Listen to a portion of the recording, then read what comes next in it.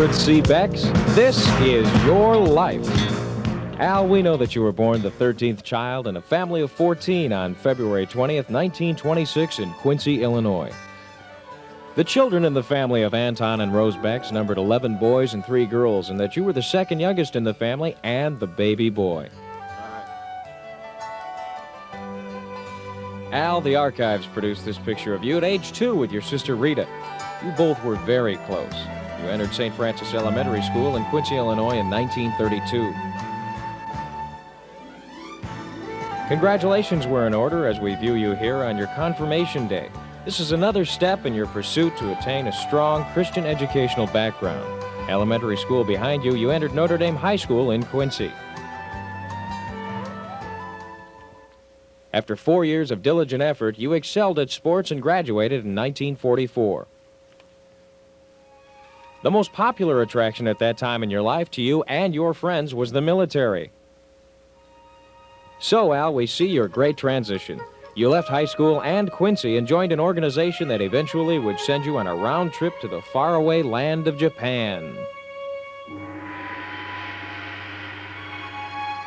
You, Al Becks, became a paratrooper.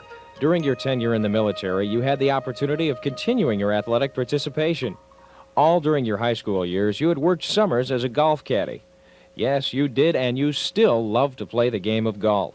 However, a stronger desire was to participate in baseball.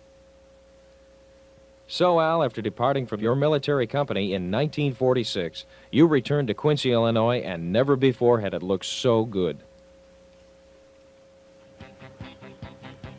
Yes, Al, you are now in Quincy, and you had to make the decision as to what you would do with your life. It didn't take long before you decided to become a professional baseball player.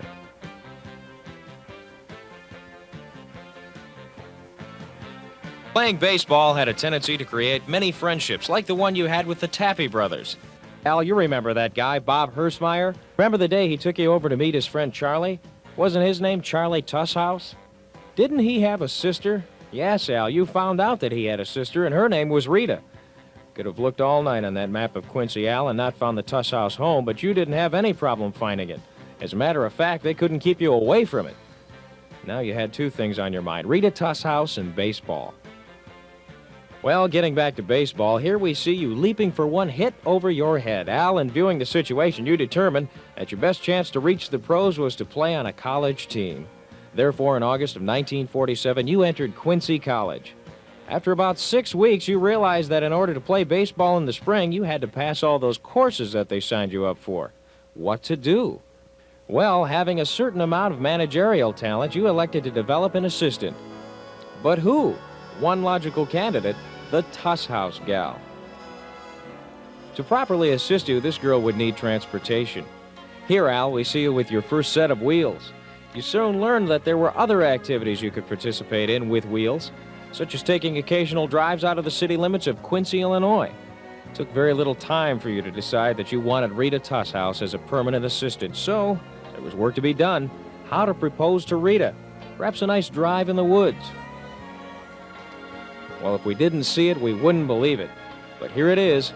Al, you got Rita in the woods on a log over a creek and then asked her to marry you. Well, she told you that she was not going to give you an answer on that log over the creek. So you got her another log that was not over the creek, and she gave you her answer. Well, there was no procrastination, Al, on your part in this matter. The fact is, you rushed her from the woods to the altar where you changed her name from Tusshouse to Becks on November 8, 1947. Al, here are a few of the events that took place at that time. You and Rita cut the wedding cake. You and your beautiful bride posed for album pictures. Spring Lakes Country Club in Quincy was the setting for your wedding reception. Here are a few members of your family that were able to attend. Along with them, of course, Rose Becks, your very proud mother. Al, here we see you enjoying your honeymoon on November 9th, 1947 in Chicago. Now guess what? The honeymoon ends, and you're back in Quincy with the books and the classes. Spring comes quickly, and with the spring comes baseball.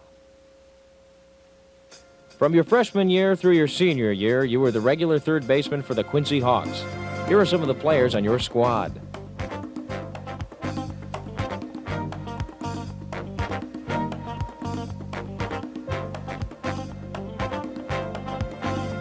Here, Al, we see you sliding safely back into first base after working a walk off that great shirtless college pitcher, Bill Braden.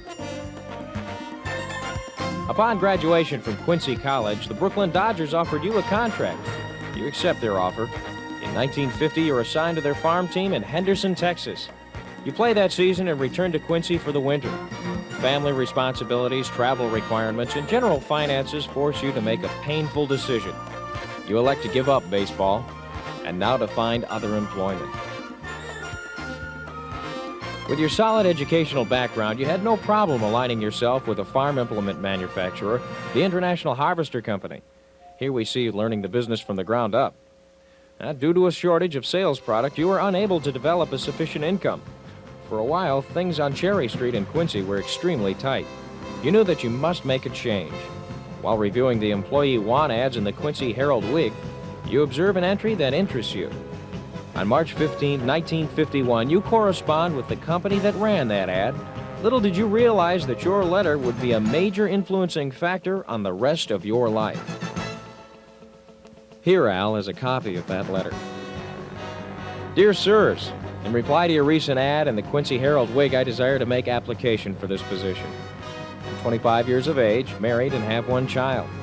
I graduated from Quincy College in June 1950 and had training in sales management.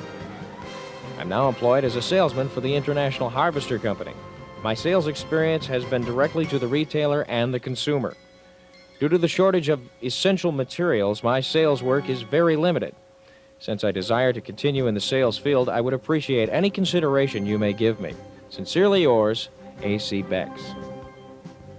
Here, Al, is a copy of your original Carnation Company application for position as salesman form. At that time, that $45 a month house rent was not easy to come by, was it, Al? So, Al, in March of 1951, you commenced your long and illustrious career with Carnation. Your work commenced in the Quincy area.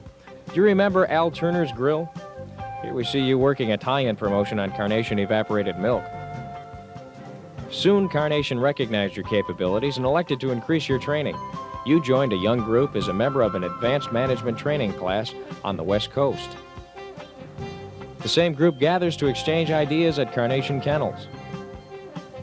Here we view you and two other members of the class considering how badly you had screwed up during the day and attempting to decide if maybe you should jump over the wall. Well, Al, here you bid fond farewell to the area that you'd enjoyed for several weeks and return to the district to further develop your talent. Seriousness of intent and proper execution in the field had provided the following promotional steps. To sales supervisor in Peoria in 1954, then to assistant district manager in St. Louis in 1955. Now, with your advanced management training behind you in 1957, Carnation asked you to assume the responsibility of managing the district office in Indianapolis. Al, do you remember those phone calls you continuously made for guidance and assistance from a fellow district manager in Cincinnati? We can't recall his last name, but we think his first name was Tim. After 2.5 years in Indianapolis, Carnation Company brought you, Al Becks, back to St. Louis as the district manager. It was here and at this time that you commenced building a great team.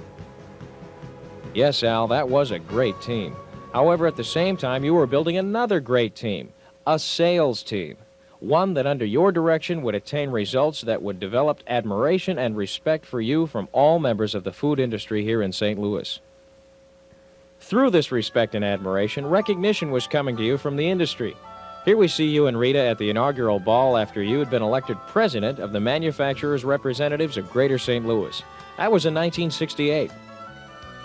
Here, as president of the Allied Food Club of St. Louis, you're meeting with the board of directors. You held this office in 1976.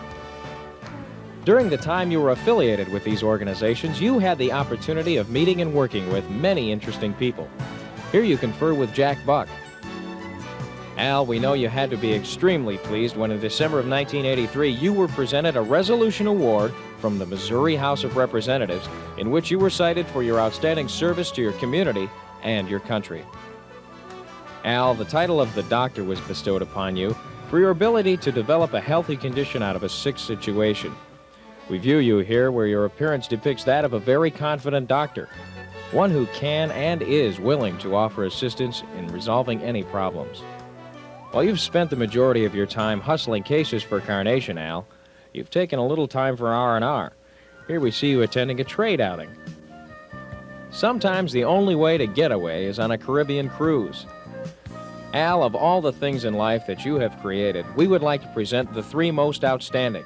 Now, you never could have done it without your assistant, Rita. Ladies and gentlemen, the children of Al and Rita Becks. Susan. Susan is the wife of Ken Malpacher. Susan and Ken are the parents of Matthew, 10, Megan, 6, and Andrew, 2. Barbara. Barbara is the wife of Denny Grazer. Barbara and Denny are the proud parents of Jackie, 14, and Kenny, 9. And John. John is still single. Let's give a warm round of applause for these very fine young adults. Al, as you commence your new endeavors in life, we're going to think of you like this. And this. We're going to remember you like this.